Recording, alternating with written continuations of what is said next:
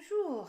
You're going to discover how to inspire learning vocabulary through play, how you can easily make this game yourself, and some simple instructions to play.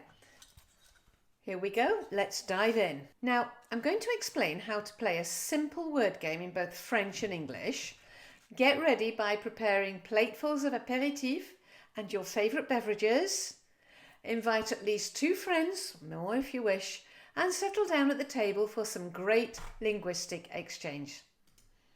Now, you start by making some bilingual cards with easy words on. So I put mine in a little box. So here we go. We've got a series of words. I'm just going to get them out here.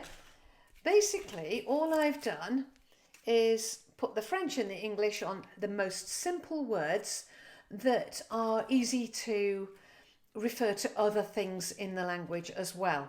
So here are some examples. Train, fleur, jardin, radiateur, vélo, nez. You could have tête, nuage, soleil.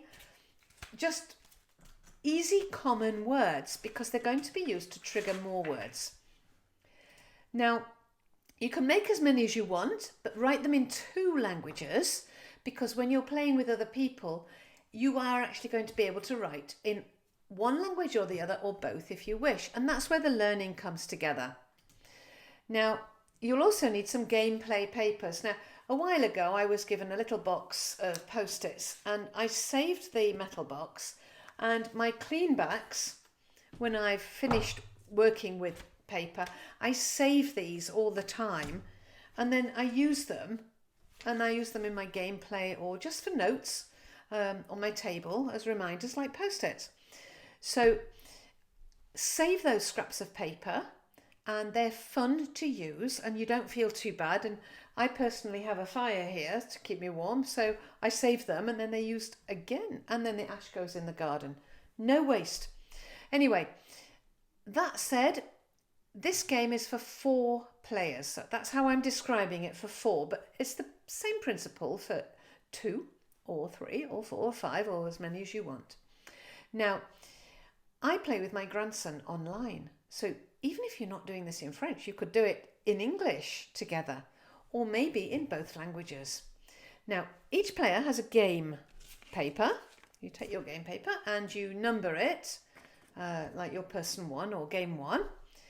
You choose how many words you're going to do in a round. So round 1, here we go. I picked a card and it's chaise or chair. Now on the example there, so I've got these here, I decided that I was going to choose 5 words. So I'm just going to do this for you. So you go 1, 2, 3, 4, 5. 5's not a bad amount. And it doesn't take too long. The more you choose, the longer it is on the when you're looking together to score. So you've got 5 words to look for. Now, on the board here, you've got the stimulus star or étoile.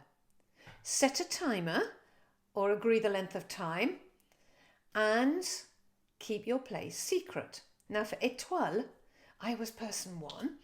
So I wrote night, shine, bright, sky, wish and shooting. And I put them in French. So we had nuit, briller, ciel, souhaiter and filante. And when you're with other people, you don't say anything to anyone until your time is up and you're all ready to declare. And on the declaration, you start saying, who's got a word that I have? So, here we go, person 1. You take your game card, and here, person 1, I had nuit, and everyone else looks at their list, and if they have nuit, you both get a point. If another person had nuit, if this person had finished, you would get another point because you're actually having 2 people saying your word. Now, I then looked at briller, and yep, person 2 had briller, so we both got a point. Ciel was interesting. Everybody had ciel. And at that point, nobody gets a point. So 0, cross it out. It doesn't count. So you want words that people are going to say, but it can't be too easy. Souhaiter was you wish upon a star, but nobody thought of that. And nobody thought of a shooting star, filante. Then you go to person 2 and they look to see if anyone else has their words. No, they didn't. Person 3 does the same. Person 4, they were the last person. They were the last person to go through their words. So basically, it didn't really count for them. They didn't get any more. Everybody had been through them. So by default, number 4 was already done. So you're not allowed to give sneaky little hints like, oh, I had ciel, but oh, you can't say anything. Okay, and then you can't think of something really obscure. Nobody's going to get it. That said, I didn't think that filante or shooting star was that obscure. Anyway, moving on. You keep a tally. So person 1 here got 2 points. There they are, 1, 2. Then we went to person 2 and 3 and 4. And then you go for round 2. You look at the word, you pull out another one. Here we go. Écharpe, scarf. You decide if you want 3, 4 or 5 words on your list and you play. And that's it. Now the fun is, what's the French for that? Or, oh, I've got something similar. It's a verb, it's a noun, it's an adjective. Does it count? So you have to decide how strict you're going to be. It's quick, it's fast, it's furious, it's fun. You're learning new words together. And you're hopefully at a table nibbling away at your nice little aperitif. So, when you want to learn French, learn it, speak it and live it. It's the most fun way. That said, if you're struggling to speak French spontaneously, why not hop into my free masterclass to help you work out just what's holding you back and bust through to enjoying your French speaking all the time. I say, learn it, speak it, live it. It really makes a difference.